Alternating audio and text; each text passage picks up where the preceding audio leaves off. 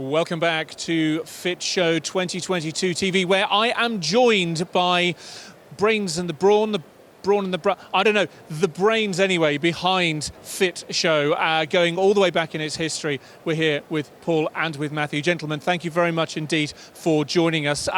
First of all, let's talk about the present day, and we're here, and it's very, very exciting. And the buzz that I've been picking up, speaking with exhibitors, speaking with visitors from the show floor, it's been palpable, Matthew. Have you picked up on that as well? Yeah, it's been amazing. I think it's been 3 years in the wait for this show, so there's been a lot of excitement about coming back to the NEC. That opportunity of networking, live events, they're so important. And I think that 3 year wait has really been needed. So the innovation that we've got here has excelled compared to previous years, I would say. And, you know, the floors look really full at the moment, so it's coming in waves, isn't it, around? But and, you know, talking to a lot of the exhibitors, they're very happy. They're taking a lot of leads. And Paul, what have you been most looking forward to about this year, and what have you reflected on from your conversations with people who've been present so far? It's always about people. You know, I've always maintained that a trade show is really an extension of markets. You know, people love to get together, trade and talk, and most of that's about mixing and swapping ideas, socialising. And we're really good at that in this industry. We've got some great events. So walking through the doors yesterday and seeing the stands as they were being built was a real boost for me.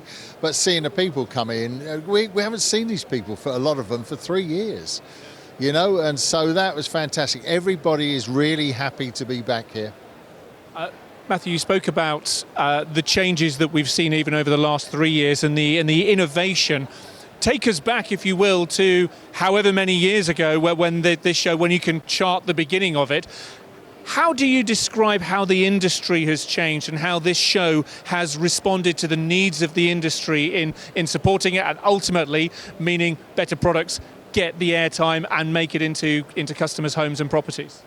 Yeah, well, I think each year we've seen an improvement, you know, in the stand quality, the amount of investment that the exhibitors have put into the stands. I think we're seeing a lot more interest in technology, the smart home we never had any of that at the first year.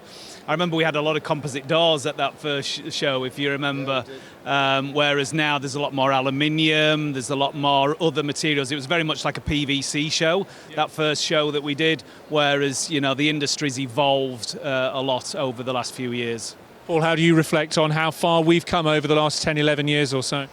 Well, the effort that's gone into building the stands, designing and building the stands, is quite extraordinary. I mean, you're joking. You know, really? They've done this at our show?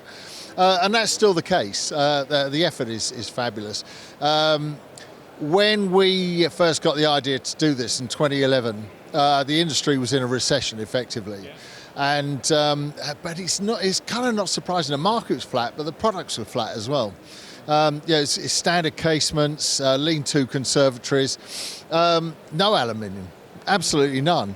Now, it's almost as if the industry has got it that if you innovate, if you design more, then we as homeowners will go and buy it. We'll be excited for it, not just because your window's knackered and it's falling out or it's leaking, you know, rain and wind in it.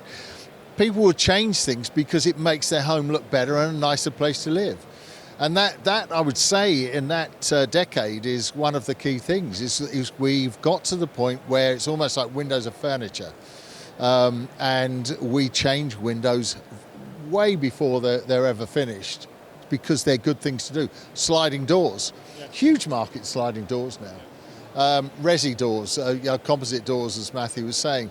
Again, people would change their doors because they want to put a new look on the house. So it's the innovation that's really driven the industry forward. That's been the journey over the last 10 years or so. Before we wrap up, Matthew and Paul, I just want to talk about what's next. Do you see any particular trends starting to play out here this year that you look forward to seeing in the future? And Paul, I'll ask you as well what the future for the Fit Show is as well. But first of all, Matthew, trends. What are you excited about in the industry that's next? He'd be better answering that question on trends. But I can certainly say in terms of of the Fit Show. This is actually the delayed 2021 show, so we're coming back 2013.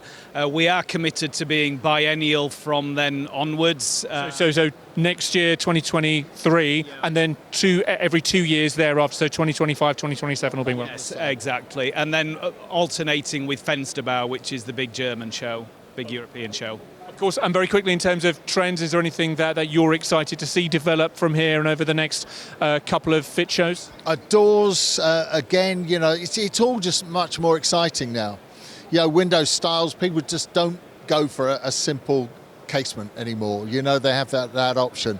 And I think that as an industry, we get that now. Design, innovation sells more. It's the same as it does in any other industry. Cars, automobiles are constantly being innovated. We've got that as an industry now, and that's what we'll see as we go forward into 23.